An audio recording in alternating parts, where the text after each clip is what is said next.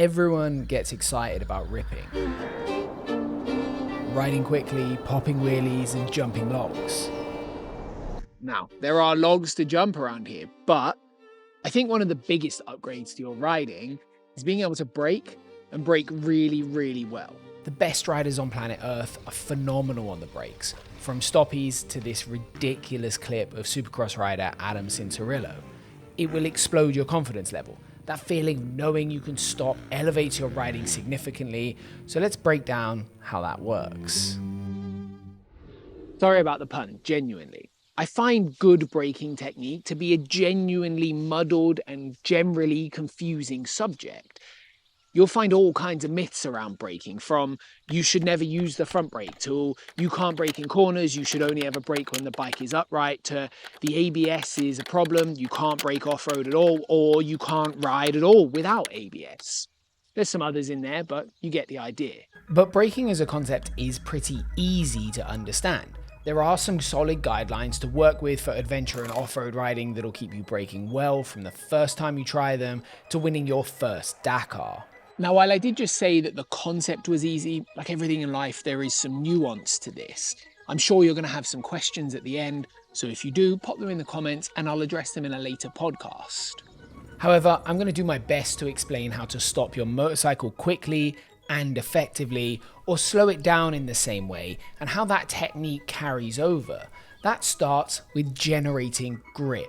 If we want our motorcycle to brake and slow down effectively, we need these tyres to be really digging into this ground and getting grip. I think this is one of those things that almost all motorcyclists are scared of, our tyres losing grip and the wheels locking. Now, to get around this, we need to learn two things. The first is that locking a wheel off-road is, well, it's just not the end of the world. It just isn't. The key to dealing with this is another drill that you can learn if you go and visit the wonderful people at Off-Road Skills. And riding with one, maybe two fingers on the controls at most. To generate the grip that is going to allow us to brake hard and effectively, we need to add weight to the front tyre and push that front tyre into the ground. The more we squish it in, the more grip it gets and the harder you can brake. At a high level, that is it. So I'm demonstrating this with some nice cones. I've got this gate here, and when I arrive at this gate, I will pull the clutch in and start braking with both brakes smoothly and constantly until the bike comes to a stop.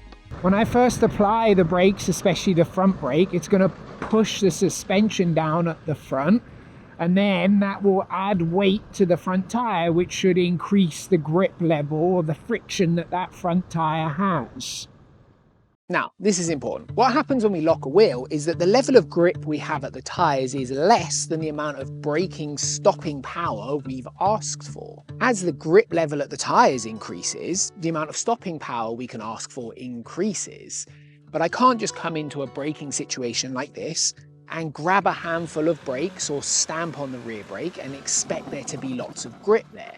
What we need to do is increase the pressure at the lever over time, and that compresses the suspension. When that happens, it pushes the tyre into the ground, the grip level goes up, and then we can ask for more stopping power. That brings us neatly to the sponsor of this video, Dunlop, and their Trail Max Raid 50/50 adventure tyre. The Trail Max Raid is a true 50/50 style adventure tyre designed to work as well as possible everywhere and solve some of the typical problems that you're going to encounter with this type of tyre. First on that list is limiting how much the tyre falls into the corner. This is quite a common problem with off-road focused tyres, but the Raid has this beautiful street bike-like tyre roll-in. It's quite unique for a tyre with this balance of on and off-road performance. When off-road, you'd expect the slow roll-in to make it feel sluggish to change direction, but Dunlop used the iconic design features from the Desert Racing 908 RR to help with the off-road performance. The last part of the puzzle was solving the 50/50 adventure tyre's notoriously bad wet road performance. Now, this is an advert, but it has genuinely blown me away with how comfy these tyres are on wet tarmac. Normally a downpour would equal riding slowly and feeling pretty uncomfortable, but these, it doesn't. The Trail Max Raid is available to fit all common adventure wheel sizes. Now, let's get back to that braking, shall we? This idea is the same, whether you're braking to a full stop, slowing down a bit for a corner, and it's a big part of why trail braking is a safe and effective way to ride twisty dirt roads. But how we do this is very important. That starts with how we use the front brake lever and the rear brake pedal. So when we lock a wheel when we're riding, if we have 4 fingers on the controls and we grab, it's very difficult for us to let go. I've seen this happen a lot. I promise you it's probably going to happen to you at some point if you ride with 4 fingers on the controls. Now, a lot of road riding theory has a slightly different approach to this and slightly different thought pattern. But a bit like learning to stand up or use the foot pegs to control the bike, this is a different sport. We're not riding on the road and we do things a little bit differently as a result. So we ride with 1 or 2 fingers on the brake for deftness and control, but also so we can let go when we overstep the mark. When we use the levers, we have to think about the suspension and the grip I talked about before. We need a constant smooth pull of the lever, and that looks like this.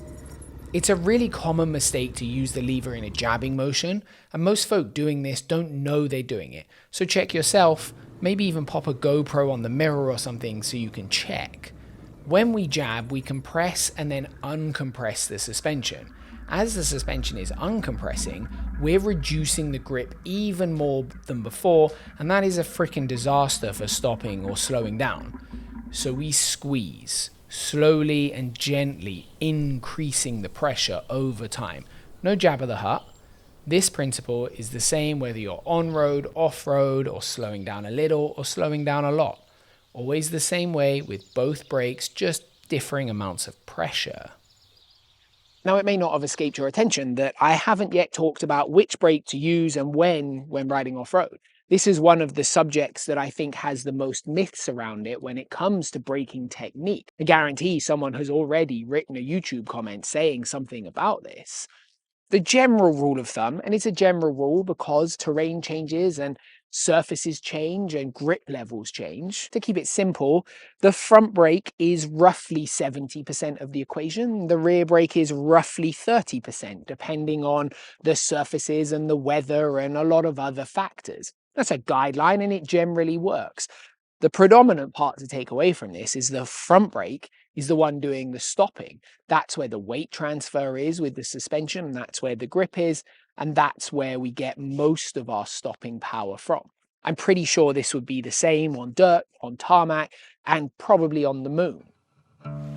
But just because that is the basic principle doesn't mean it's the only way to do something.